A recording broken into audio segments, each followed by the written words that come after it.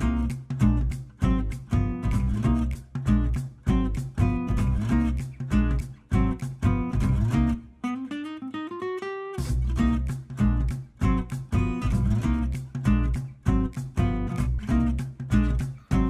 had to. Welcome back, everybody, to Brown Bag Bets, powered by BetSports. We're your daily dose of quick hit handicapping and sports betting picks. And back together for the first time in, God, Andy, what feels like just forever. It's me. I'm Alex. He's Andy. How you doing, bud?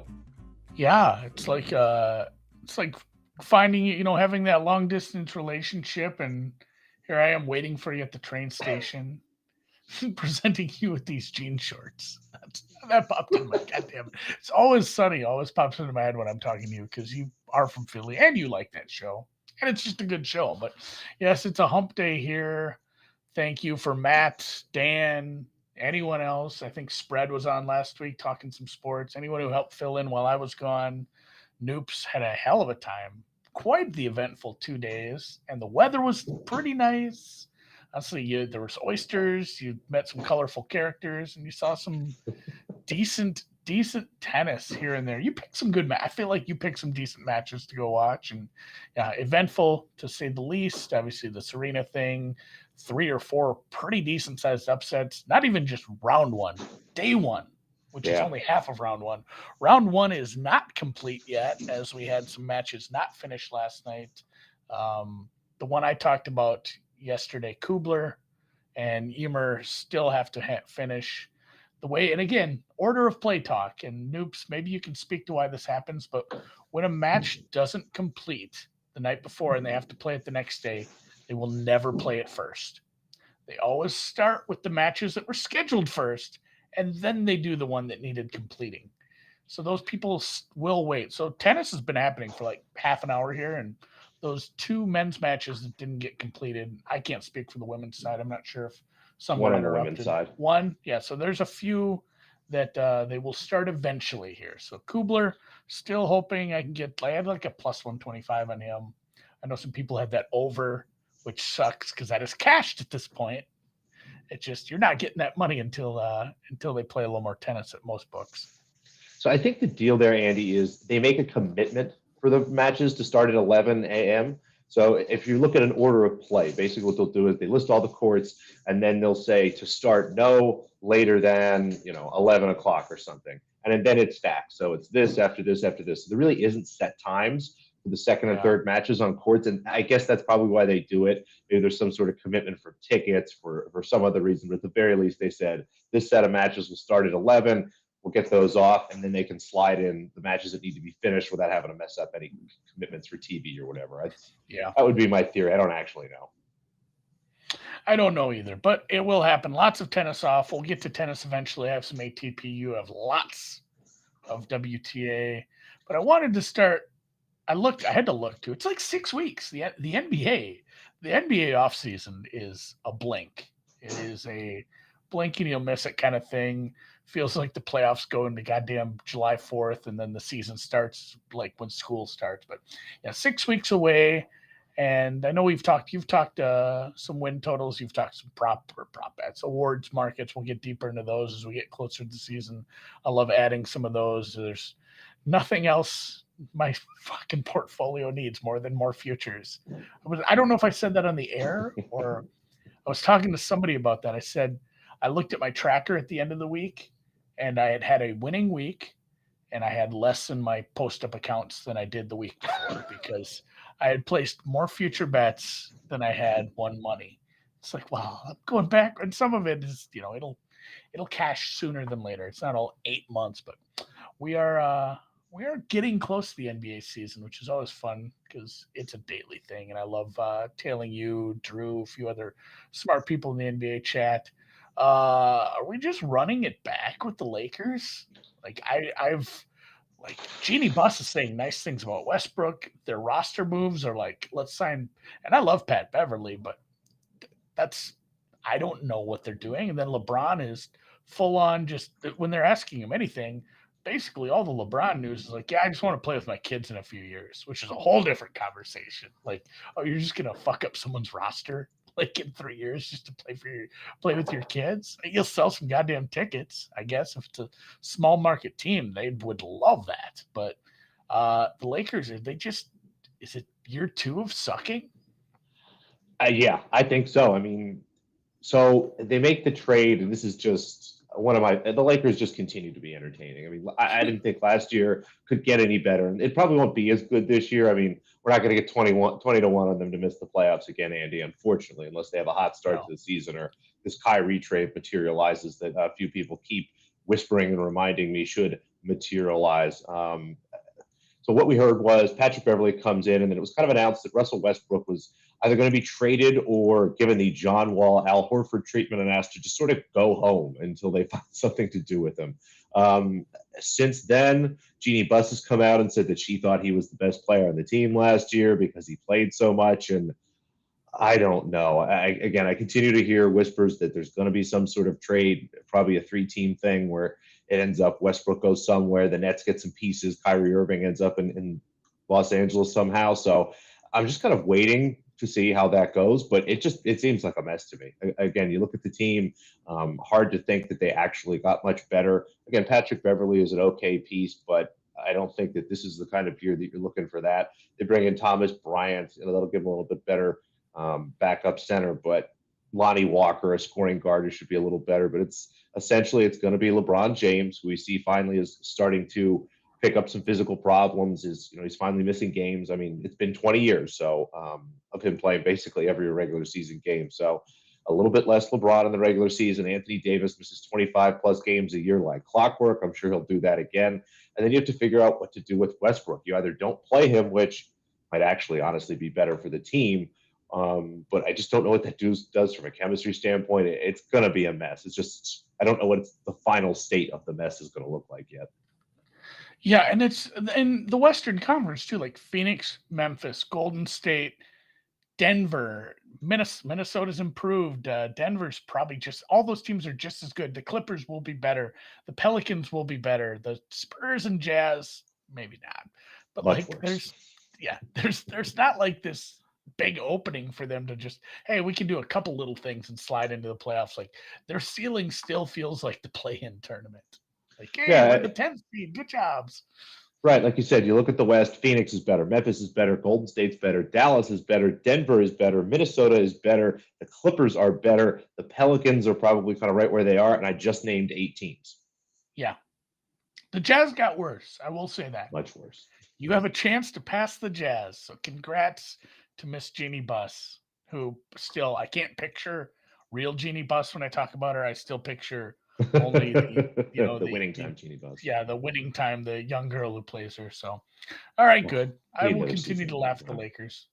This is Yeah, where I missed you because I like to June, I you like to got get some my tennis. answers. I read some news. I did. So ATP ATP tennis yesterday, and Alex, if you missed the show, you missed a good Andy gaff because the day before I explained order of play, I talked order of play today, and then in the sheet we used to send Dan the plays that we want to talk about that day, I gave him one that started the day.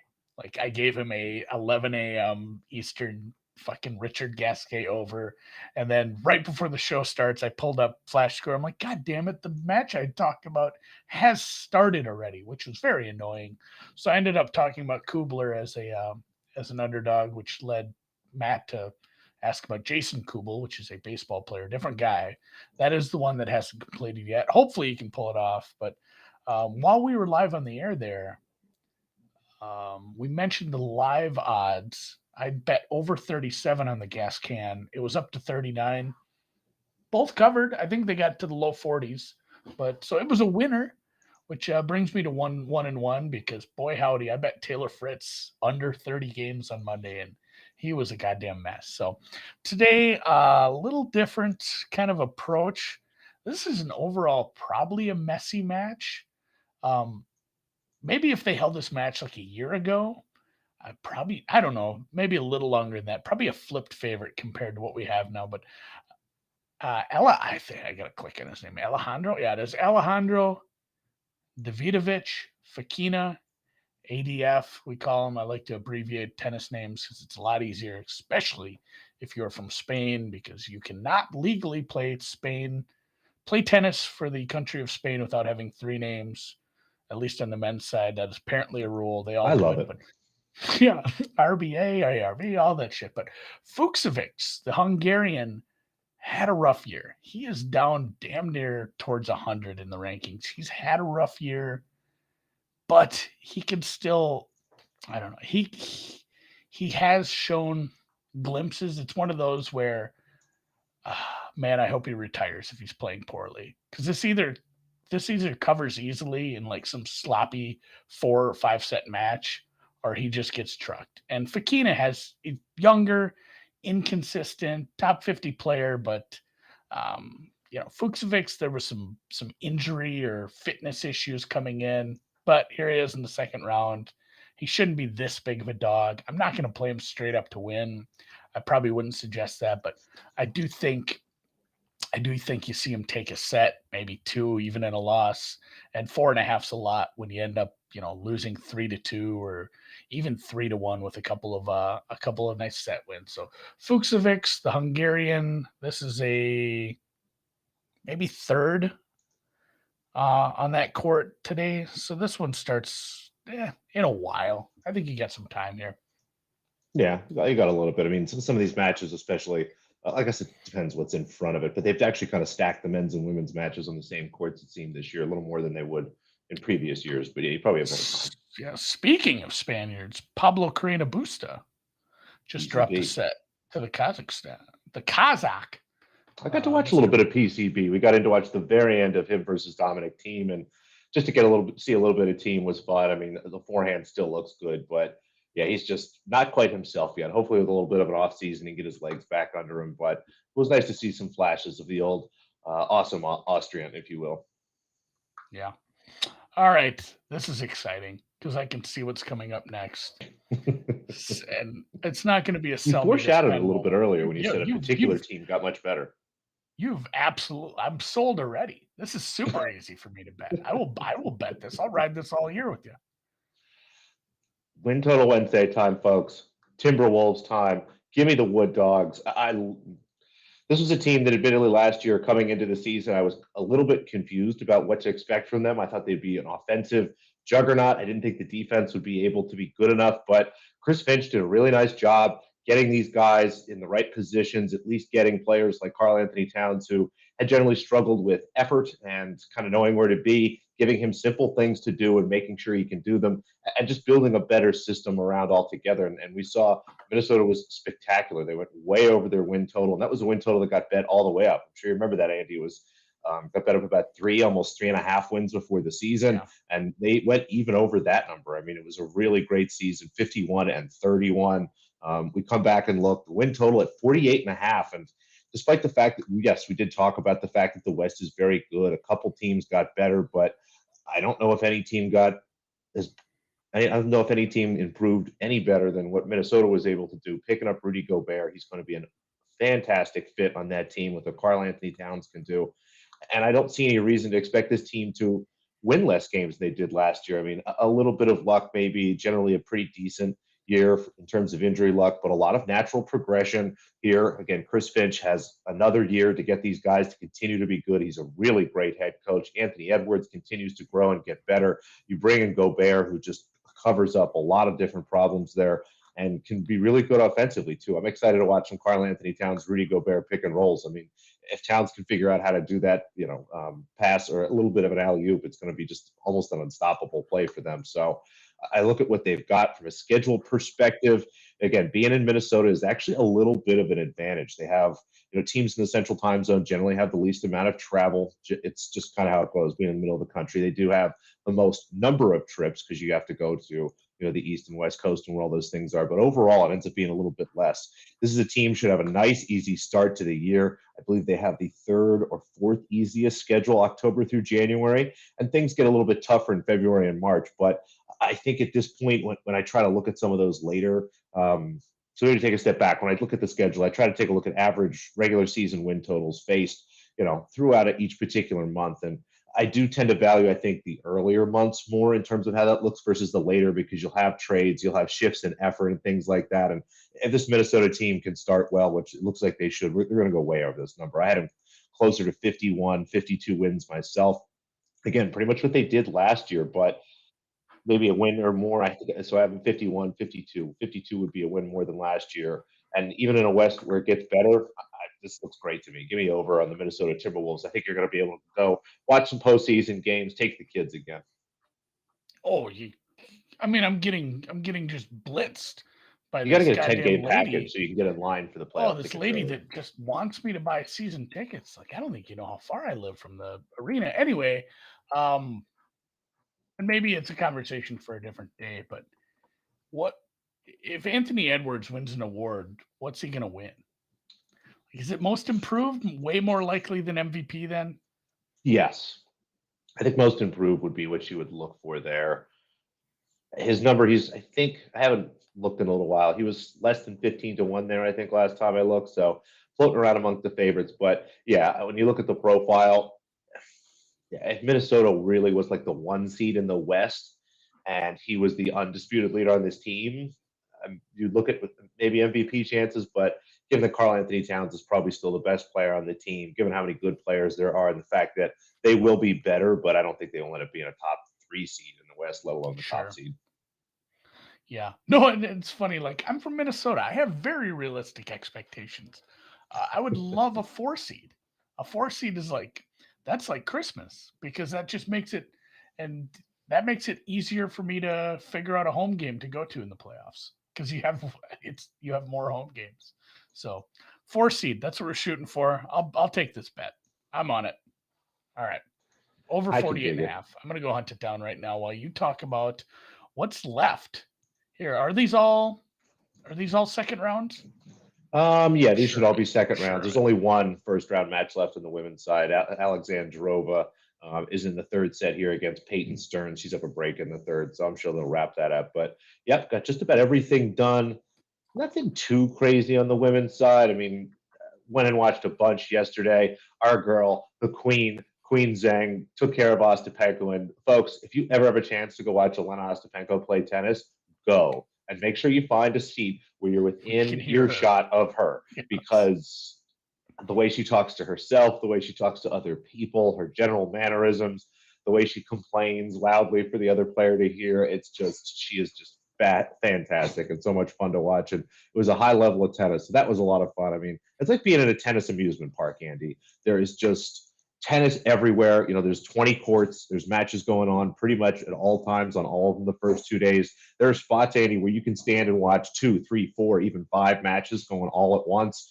In the center, you've got just this fantastic food court, which, it's expensive, but it's more just like New York expensive than like sporting event expensive, which is nice. And of course, you have the honeydews, a little vodka, a little lemonade. Well, a lot of vodka if you're lucky.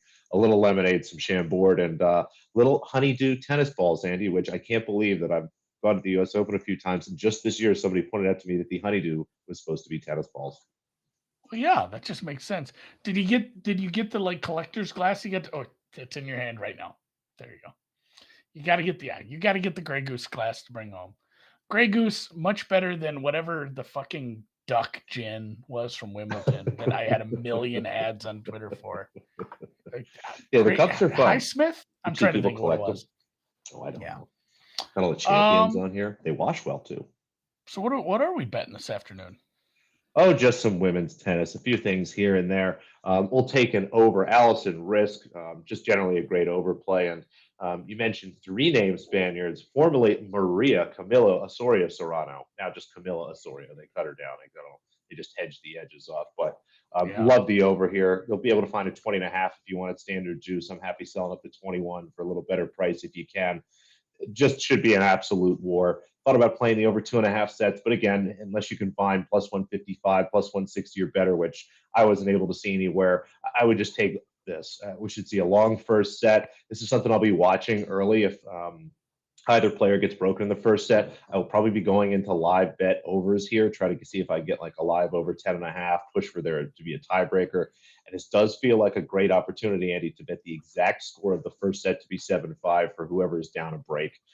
Should be a lot of back and forth in this match. I had the total at 21.5, honestly, almost 22 myself. So really happy to get this at 20.5 or even the 21 that we're seeing. And we'll do a parlay, one today, one tomorrow. Shuai Zhang plays this afternoon. She goes against Anna Karolina Schmedlova, who generally is a worse player, has been playing worse tennis, and just not as fit for these conditions as Zhang is. Zhang, as I've talked about before, can be up and down, but generally beats the players that she is much better than. I'm looking at a price here of -300. I had this closer to -375 myself. Put her together with Jessie Pegula. We better to win the tournament. Love her to beat Alexandra Sasnovich here.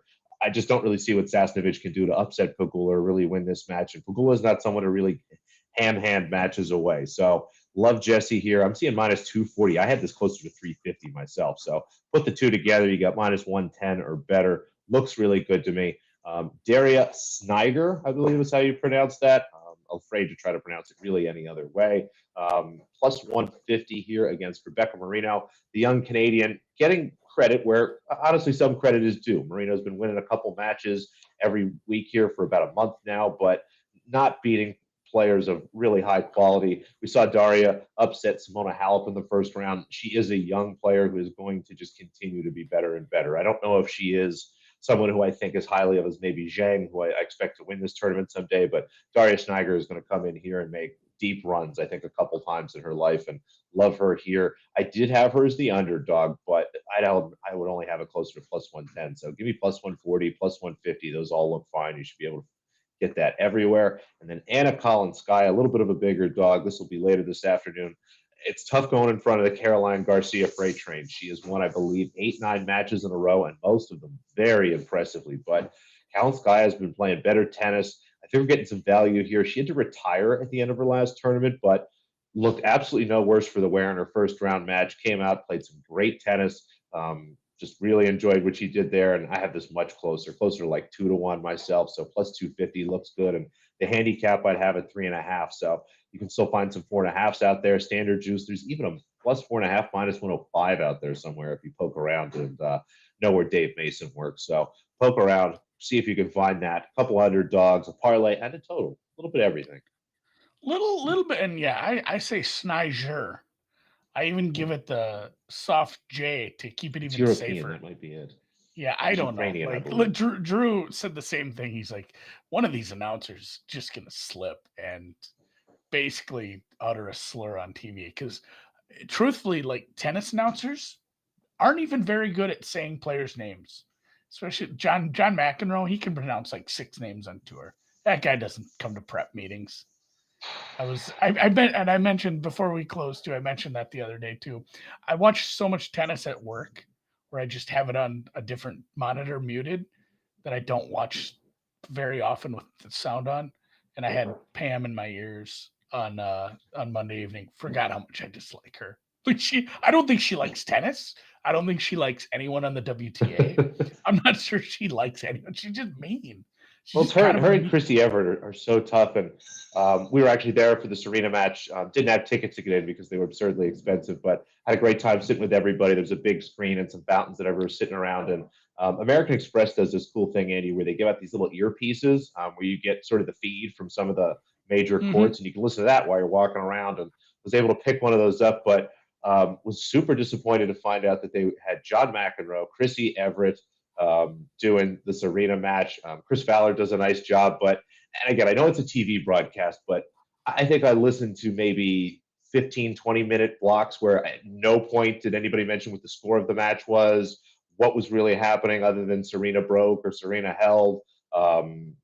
McEnroe spent most of his time asking Chrissy Everett about her daughter's wedding that she has to go to in the middle of the week next week. And it's just a mess. I continue to be bummed out by tennis and what Yeah, they do and in actually, these I big can't think moments. of it. I think maybe it was Ballard. The gal who was calling with Pam was pretty good. Like she had useful insights that made the experience better, but that was only about 30% of the words that were being uttered on the broadcast, so it sucked. It does suck. But And we I have good did news. mention this while you were gone too. I don't You know should if probably it's have going to good news, too. happen this week. I don't know when it happens, but I would love for you to go over the river and give us an actual Noops brown bag bets profit exchange review. Like, I think you have to be physically in Jersey to use Yeah. it. So if you, I know our friend Sports Hack, he was able to get some stuff matched instantly in baseball when he tried it Nice. out. He lives in Jersey though; it's a little easier for him. So whenever you get a chance, let me know and we'll kind of talk about it. But yeah, Profit Exchange live in New Jersey. Congrats to the Garden State. You have a betting exchange. I don't even have legalized gambling here. So good job to you guys. Check it out. The links are available all over the places, especially on betspurts.com. And we'll catch you tomorrow.